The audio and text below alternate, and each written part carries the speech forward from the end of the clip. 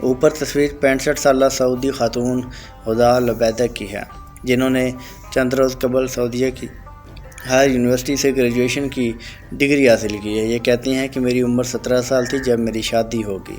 تب میں نے میٹرک تک تعلیم حاصل کی، 11 بچوں کو پال پوس کر بڑا کیا، ان کی پرورش کی، ان کی شادیاں کی۔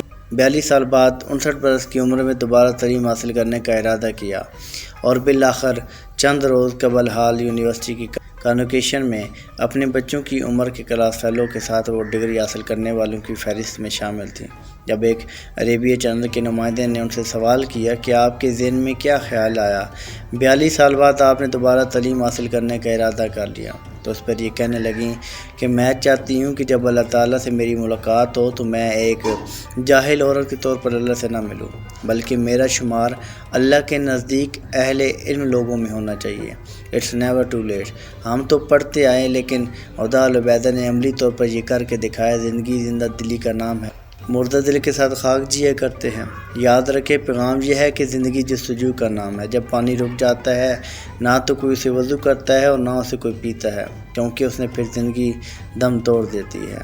حرکت میں برکت ہے۔ اپنا بہت سا خیال رکھیے گا، دعاؤں میں ضرور یاد رکھیے گا۔ سلام پہنچے۔